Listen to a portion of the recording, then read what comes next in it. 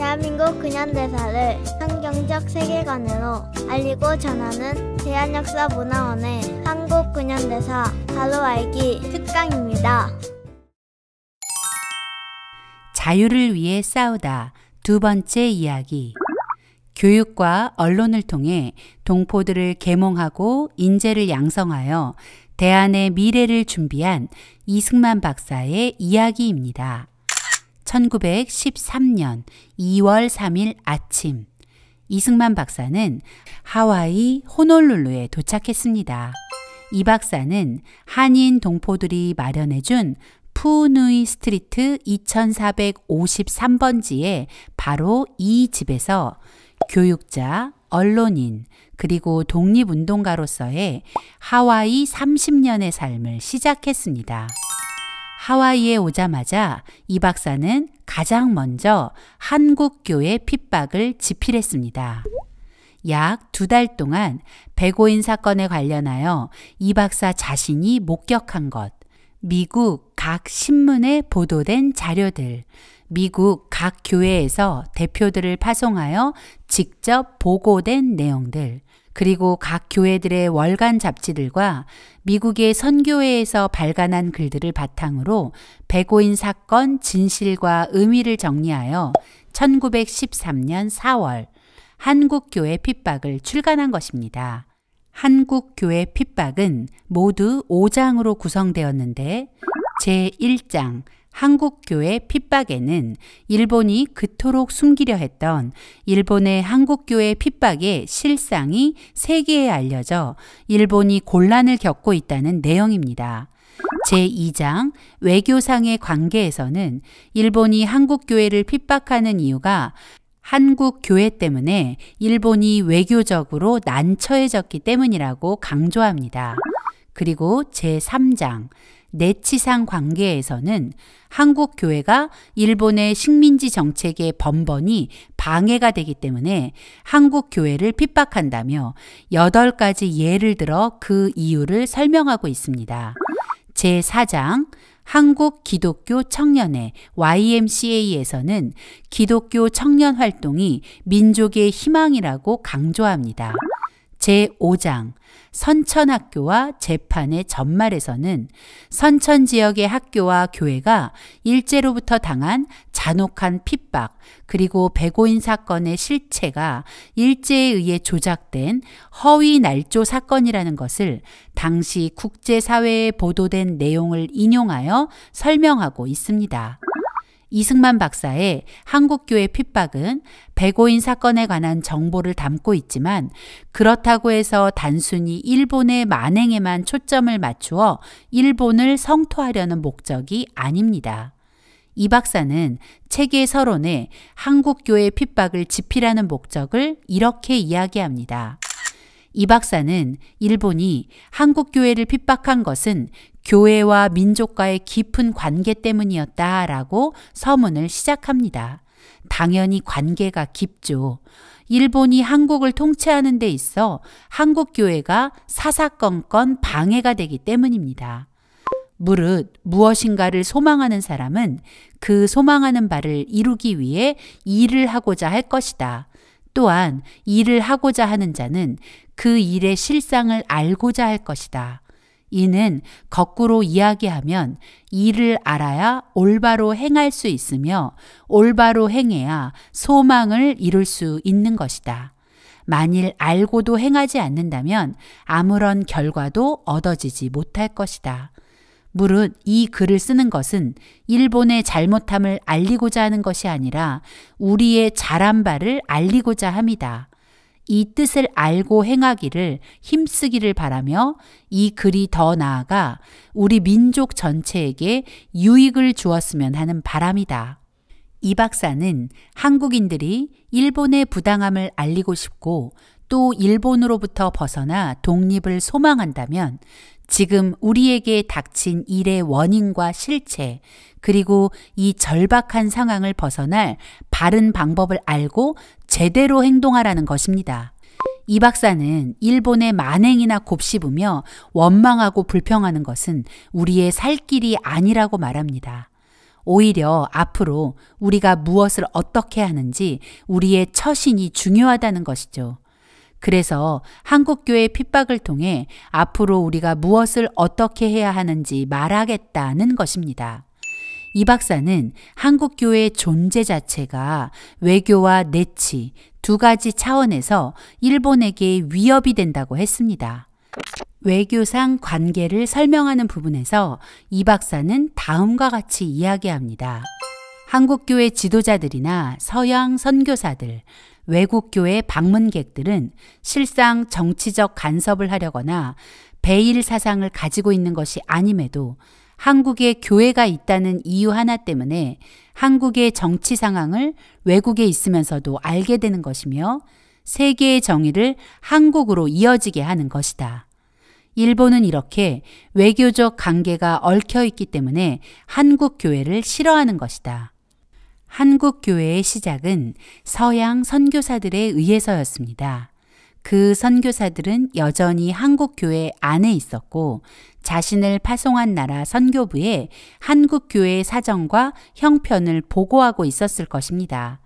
선교사들이 스파이 같은 첩보 활동을 한 것은 아닙니다. 하지만 선교사들은 선교 활동을 보고하고 그에 따른 기도 제목과 자신의 삶을 나누는 가운데 선교사 본인이 원하든 원치 않든 이 한반도의 실상도 함께 전달된 것이죠. 기독교 세계관을 가진 서구 유럽의 나라들은 선교사들이 보내준 선교 보고에서 천황을 신으로 숭배하는 일본에 대해 듣게 되었을 것입니다. 그리고는 일본과 자신들이 신앙과 정치적 견해가 다르다는 것을 알게 될 것이고 일본을 보는 시각이 달라지고 일본과의 관계에도 영향이 미치겠죠. 때문에 일본이 한국 교회를 싫어한다는 것입니다. 이승만 박사는 외교적 관계뿐만 아니라 일본이 한국을 통치하는데도 한국 교회가 걸림돌이 되기 때문에 일본이 한국 교회를 핍박하는 것이라며 그 이유를 8가지 예를 들어 설명합니다. 첫째, 교회는 한인들이 자유로 회집하는 곳이며 대체로 사람들이 함께 회집하면 자연히 공론이 생기며 단체되는 세력이 생긴다. 당시 일본은 강압적인 통치 방법으로 한반도를 통제하고 있었습니다. 한일합방 이후 일본은 4, 5인 이상 모이는 단체를 결성할 때 반드시 조선 총독부의 허가를 받도록 했습니다. 이렇게 집회의 자유를 억압받는 상황 속에서 주로 서양 선교사들이 연관된 교회는 사람들이 자유롭게 모일 수 있는 장소였습니다.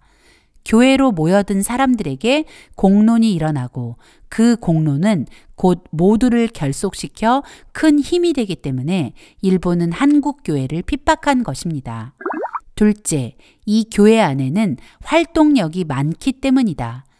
지난 과거를 돌아보면 조선은 스스로 서지 못하고 누군가의 의지에 왔다고 이 박사는 말합니다.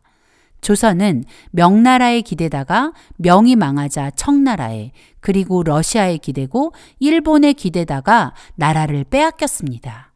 이쯤 되면 절망감에 빠져 있어야 하는데 한국 교회는 절망감에 빠진 것이 아니라 오히려 누군가에게 기대려는 지난날의 습관을 벗어버리고 스스로 일어서기 시작하고 소망을 품고 뭔가를 하려고 자꾸만 꿈틀거리며 일본을 긴장하게 만들었습니다.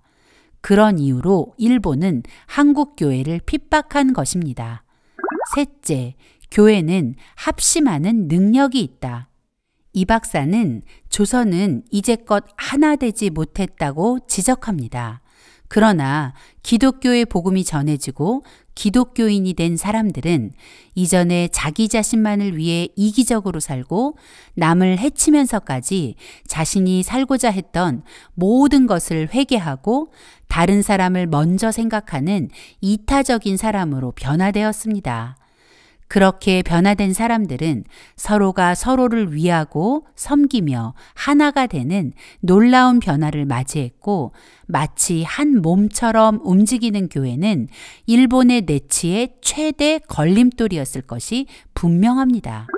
넷째, 교회를 통해 국민의 원기가 유지되기 때문이다.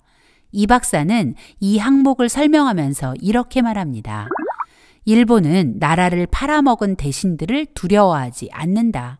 또 아무것도 모르고 자기밖에 모르는 일반 백성도 두려워하지 않는다. 또 주색 잡기에 빠져 나라야 어찌 되든 말든 하는 이들도 두려워하지 않는다.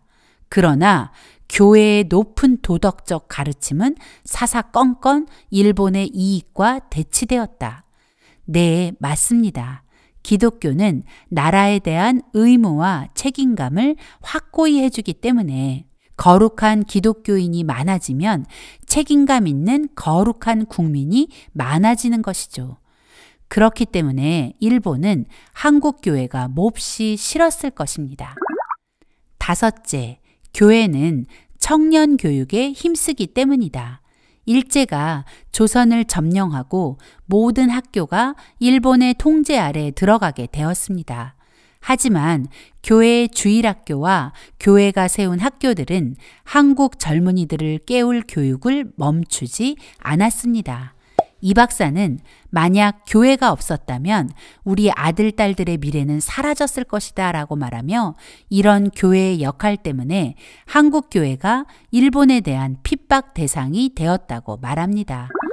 여섯째, 교회는 우상을 섬기지 않는다. 그래서 일본 천황을 따르지 않는다.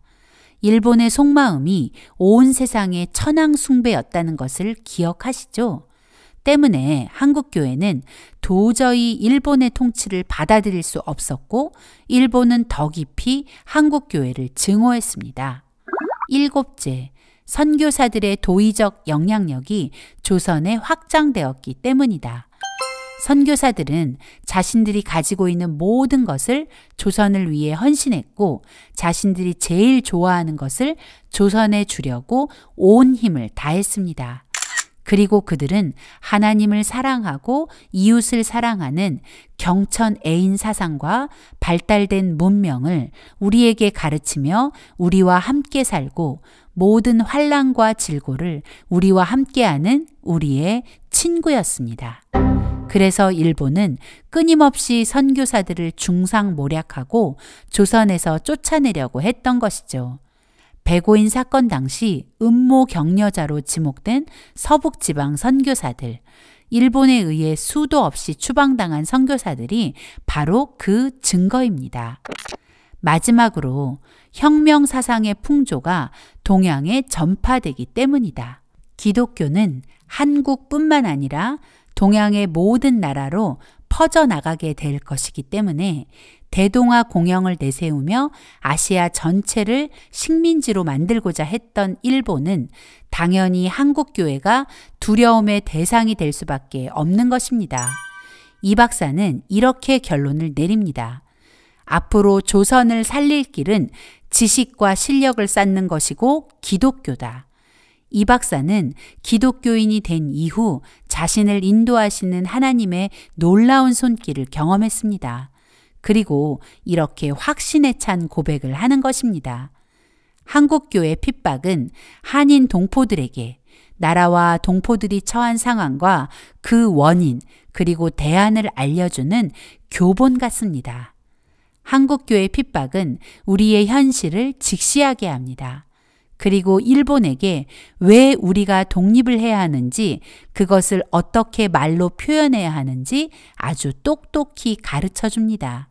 아마도 그 당시 동포들은 이 책을 읽고 이승만 박사의 가이드라인에 따라 자신들이 살고 있는 곳곳에서 한국 교회를 구하기 위해서라도 한국의 독립에 관심을 가지라고 외쳤을 것만 같습니다. 이 박사는 이렇게 한국교회 핍박을 시작으로 동포들을 깨우며 하와이 30년의 삶을 시작하고 있었습니다.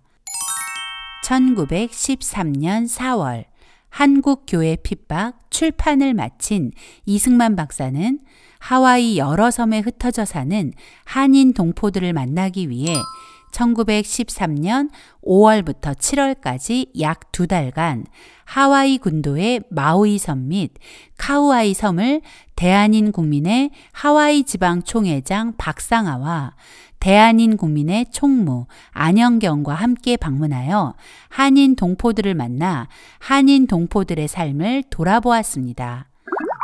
다음 해인 1914년에는 하와이 섬들을 여행하며 만난 동포들의 이야기를 하와이 섬 여행기라는 제목으로 태평양 잡지에 연재하기도 했죠.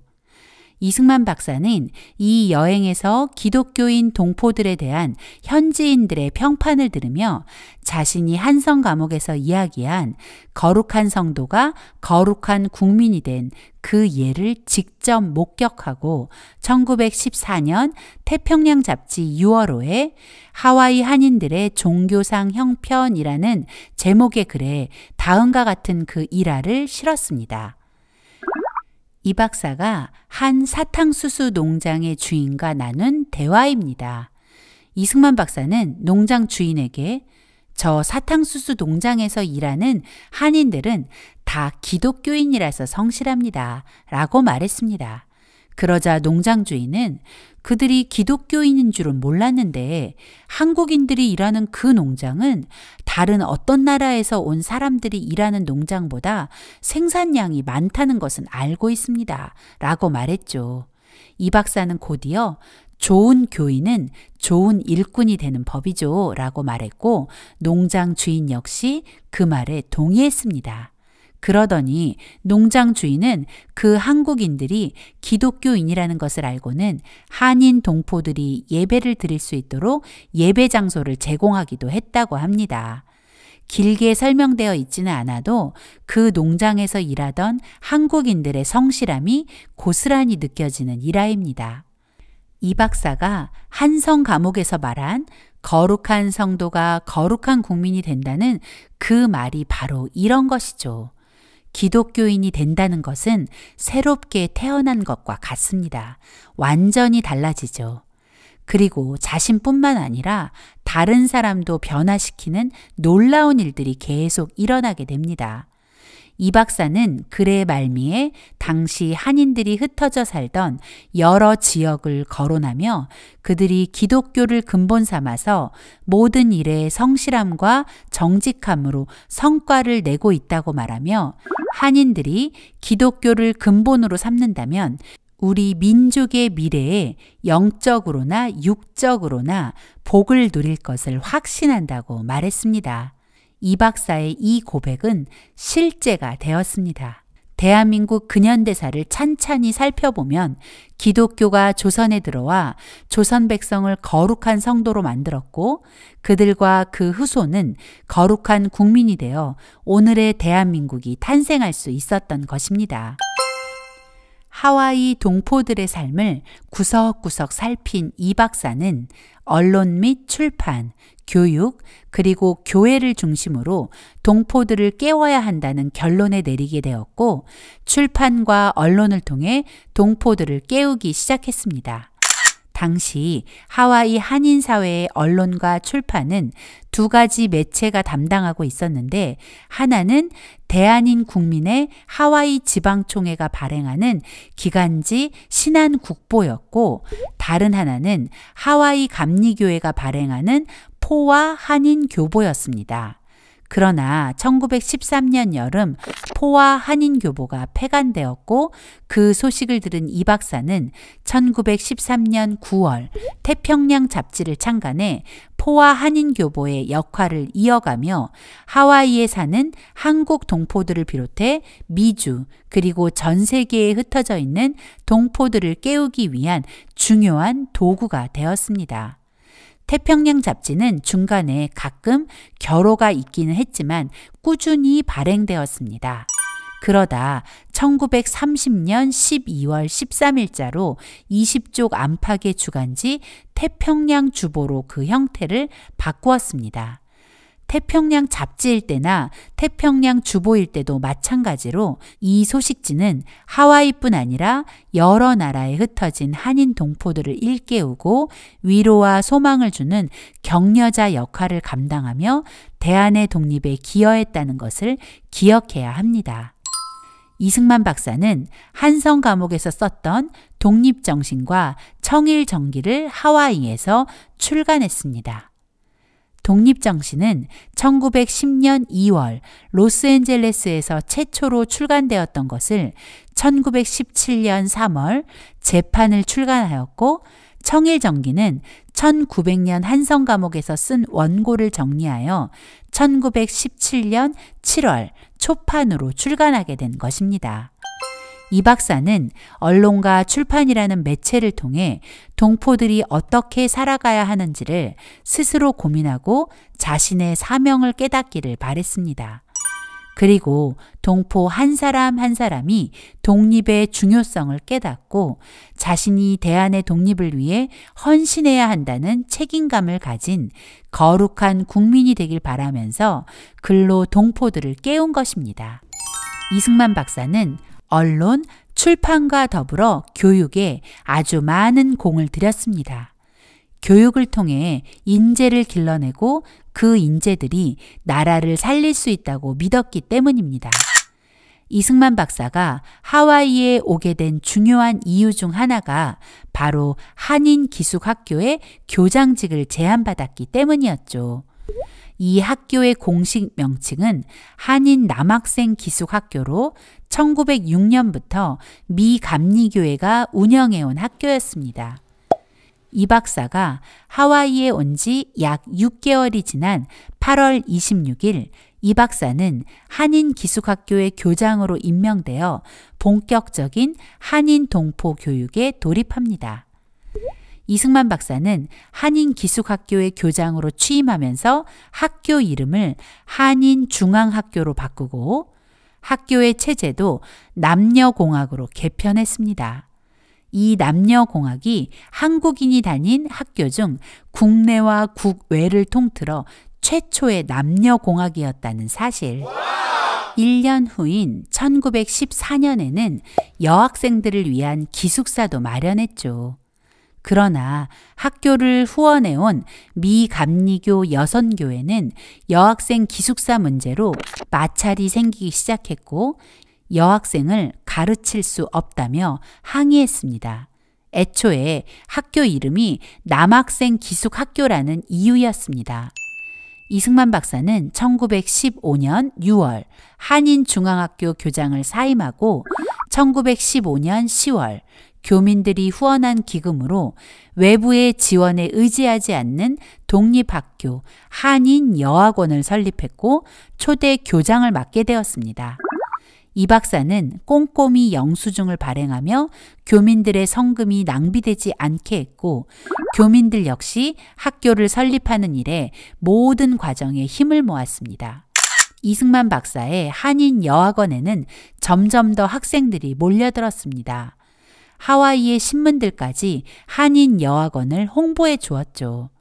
이 박사는 학교의 로고까지 직접 제작하였고 하와이에서 열리는 국제 퍼레이드에도 참석하는 등 활동의 범위도 넓혀나가며 점점 유명세를 타기 시작했습니다. 한인중앙학원에 다니던 남학생들의 부모님들은 앞다투어 자신의 아들도 한인여학원에 입학시켜줄 것을 요청하는 지경까지 이르게 되었죠. 결국 1918년 1월이 되면서 한인중앙학교 남학생들도 대거 전학을 와서 학교는 여학교에서 남녀공학으로 개편되었고 남녀공학이 된 한인여학교는 1918년 9월 학교 이름을 한인기독학원으로 바꾸고 발전을 거듭하게 됩니다. 불어난 학생과 남학생들 기숙사까지 마련하자면 당시의 학교 부지로는 너무 좁았습니다. 그래서 마침 폐교된 하와이 현지 학교인 알리올라니 학교를 빌려 한인 기독학원의 새 교사로 사용되게 되었죠. 이 사진이 바로 알리올라니로 교사를 옮긴 한인 기독학원의 초창기 모습입니다. 사진 중앙에 아직 알리올란이라는 하와이 학교 현판이 그대로 남아있는 것이 보이시죠? 현재 이곳은 현지 초등학교로 사용되고 있는데 놀라운 것은 자신들의 역사에 한인 기독학원의 역사를 자신들의 역사의 일부로 기념하고 가르치고 있다는 것입니다. 우리는 너무 쉽게 버리고 잊고 기억하지 않아 오늘 이렇게 역사가 엉망진창으로 왜곡되어 버렸는데 자신들의 역사도 아닌 한인 학교의 역사를 기억하고 기념하는 그들의 모습에 부끄러움이 몰려옵니다. 알리올라니 학교는 또 다른 역사적 의미를 지니고 있는데요.